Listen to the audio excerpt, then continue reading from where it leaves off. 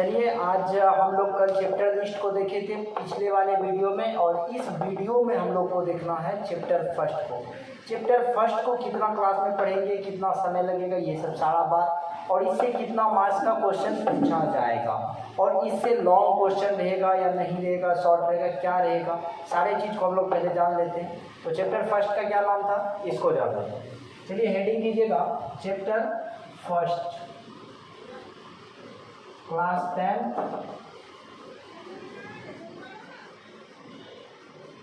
Math, class 10 math, ठीक है। और हम लोग का चैप्टर फर्स्ट का क्या नाम है, तो वास्तविक संख्या नाम है। क्या नाम है, वास्तविक संख्या। इंग्लिश में इसको रियल नंबर कहते हैं। क्या कहते हैं, रियल नंबर, वास्तविक संख्या। देखिए यह जो चैप्टर है 15 चैप्टर में पहला चैप्टर है जिसका नाम है वास्तविक संख्या। इस चैप्टर से 10 मार्क्स का क्वेश्चन यानी total marks TM4 total marks 10 का पूछा जाता है क्वेश्चन। कितना मार्क्स का, 10 मार्क्स का क्वेश्चन रहता है इससे। और सबसे खुशी का बात है 2 कभी कभी 3 लेकिन मिनिमम 2 क्वेश्चन इसमें से शॉर्ट टाइप का पूछा जाएगा। कैसा पूछा जाएगा, शॉर्ट टाइप का क्वेश्चन पूछा जाएगा, ठीक है। इससे लॉन्ग क्वेश्चन जो आप कहिएगा तो लॉन्ग क्वेश्चन इस चैप्टर से नहीं रहता है। याद हुआ, वास्तविक संख्या से लॉन्ग क्वेश्चन नहीं पूछा जाता है। इससे सबसे मोस्ट चैप्टर या ऑब्जेक्टिव के लिए, सबसे मोस्ट ऑब्जेक्टिव के लिए यह चैप्टर है। और इससे ऑब्जेक्टिव मतलब कहिए ना 6+ पूछेगा, इससे ज़्यादा कम नहीं होगा। तो यह चैप्टर सब मिला के आपको 2 दूना 4, 4 6 10 समझ में आ गया कि नहीं। इतना मार्क्स का आपसे यह चैप्टर से क्वेश्चन पूछा जाएगा। चलते हैं अब हम लोग आगे की। इस चैप्टर को हम लोग स्टार्ट कहाँ से करेंगे, तो चैप्टर किसी भी चैप्टर को पढ़ने के लिए उसका क्या तरीका होगा वो चीज़ आपको हम बता रहे हैं। कोई भी चैप्टर को किस तरीके से पढ़ना है, तो सबसे पहले उस चैप्टर का हम लोग जितना उसके अंतर्गत फॉर्मूला होगा, चाहे वो लैंग्वेज फॉर्मूला हो जिसको भाषा का कहते हैं, वो भाषा वाला पूरा पढ़ देंगे, और उसके अकॉर्डिंग कितना फॉर्मूला आएगा वो सब पढ़ देंगे। उसके बाद पहले सारा फॉर्मूला पढ़ लेना जिसको आप लोग सूत्र कहते हैं, भाषा का सूत्र हो या डेरिवेशन वाला जो भी होगा सब उसको देख लेंगे। सेकेंड स्टेप में हम लोग को चैप्टर बनाना है यानी एक्सरसाइज को बनाना है, पूरा उसका कॉन्सेप्ट पहले ले लेंगे। उसके बाद आपको क्या बनाना है, चैप्टर का एक्सरसाइज बनाना है। थर्ड नंबर में क्या करना है, इसका ऑब्जेक्टिव कर देना। क्या कर देना है, ऑब्जेक्टिव कर देना है। ये हम लोग का प्रोसेस रहेगा। उसके बाद आप लोग को एक जिसको रामबाण ट्रिक कहा जाता है, ठीक है, वो एग्जाम आइडिया बताएंगे जो आपसे एग्जाम में क्वेश्चन कैसा पूछा जाए। तो यानी कि 4 स्टेप में हम लोग पढ़ेंगे चैप्टर। कितना स्टेप में पढ़ेंगे, 4 स्टेप में। फर्स्ट स्टेप होगा फॉर्मूला कंप्लीट करना। फर्स्ट स्टेप क्या होगा, फॉर्मूला कंप्लीट करना। सेकेंड स्टेप एक्सरसाइज को कंप्लीट करना। सेकेंड स्टेप एक्सरसाइज को कंप्लीट करना। जोर से देखिए, एकदम पढ़िए तो जोश जुनून जलवा सब चीज रहना चाहिए।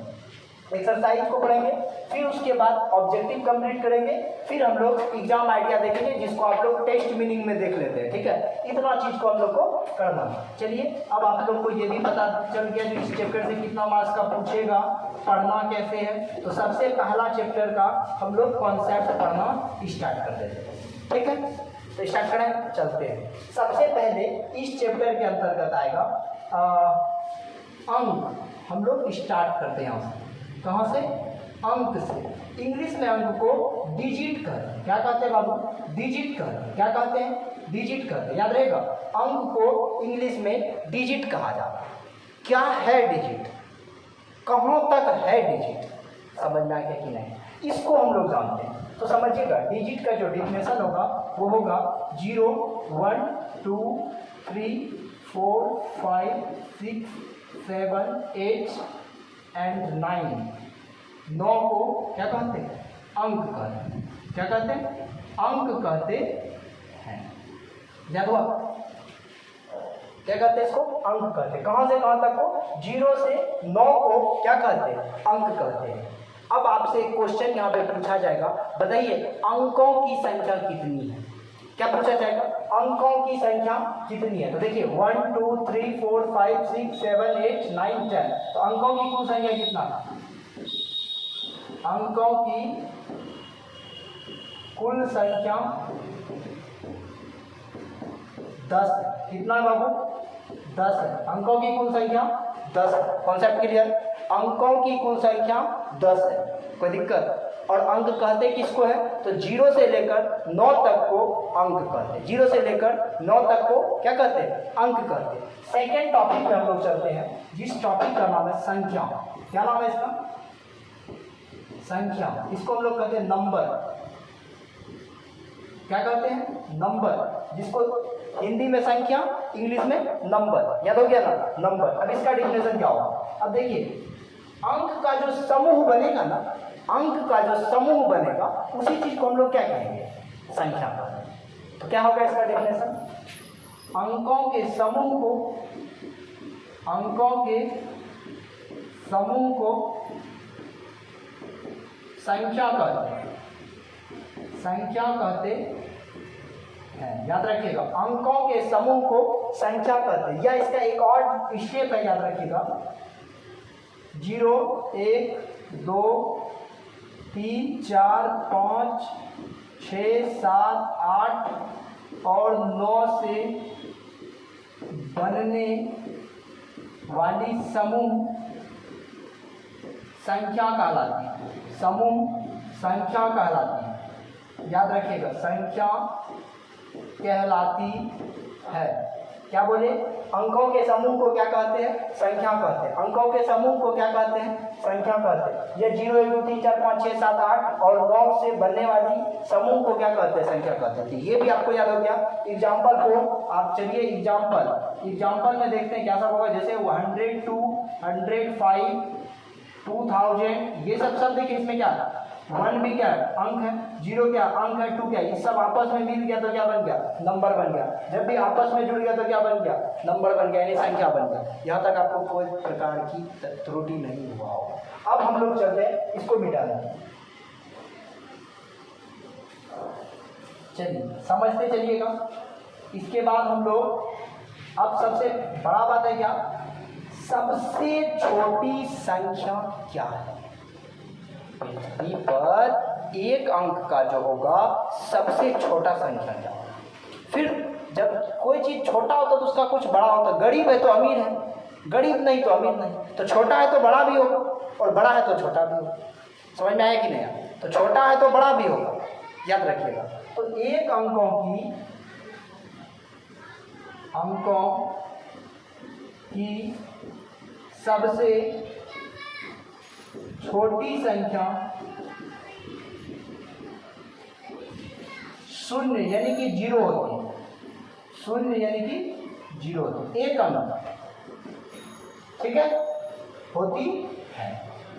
अब देखिए एक अंक की, थोड़ा मिस्टेक हो गया है, 0 नहीं होगा, 1 हो जाएगा। क्या हो जाएगा? एक अंक का सबसे छोटा संख्या 1 होगा, 1। ठीक है, एक अंक की सबसे छोटी संख्या 1। और एक अंक का जब सबसे बड़ा संख्या पूछा जाएगा, एक अंकों की सबसे बड़ी संख्या,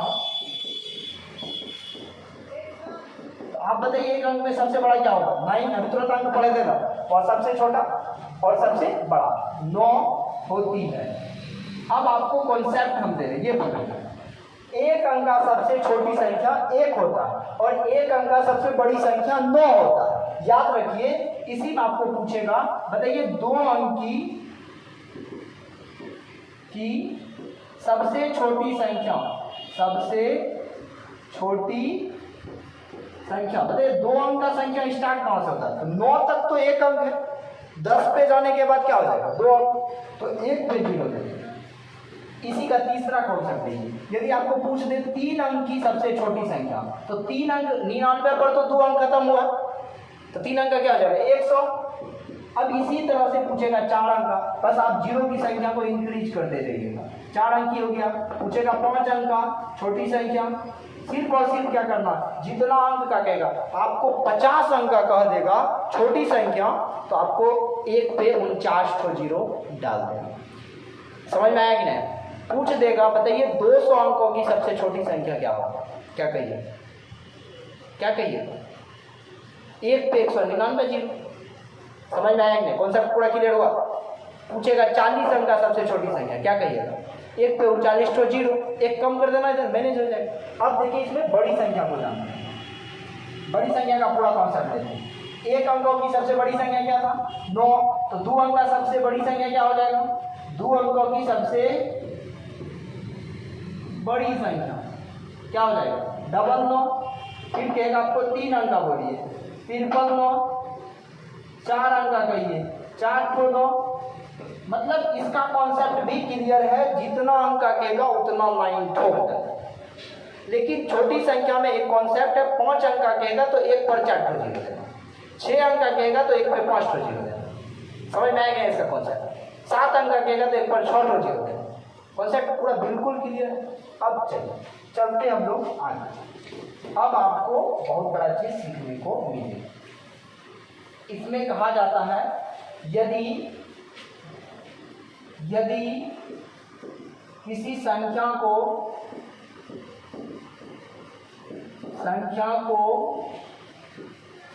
1 से गुना किया जाता है,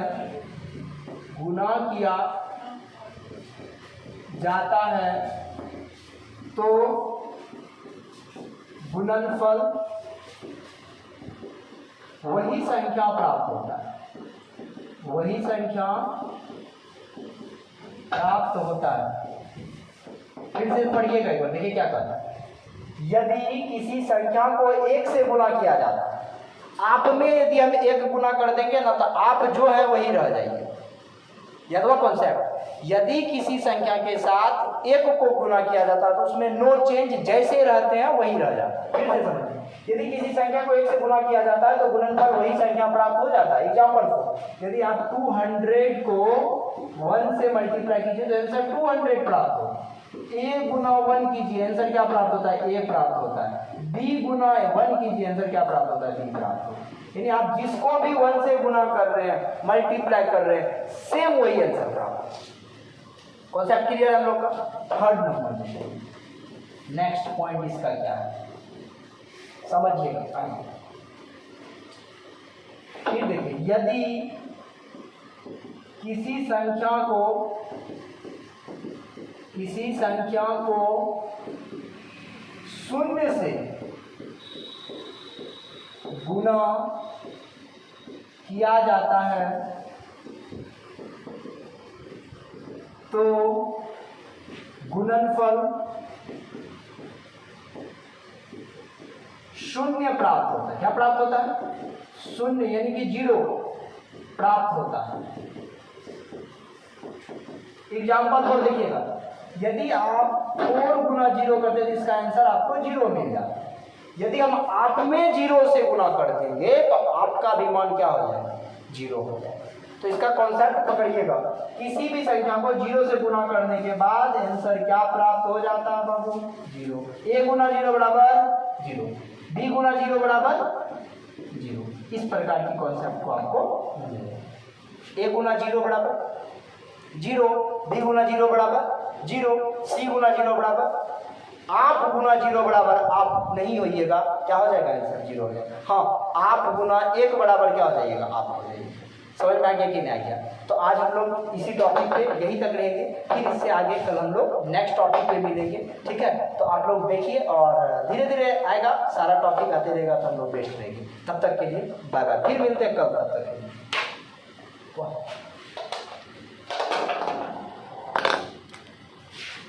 सर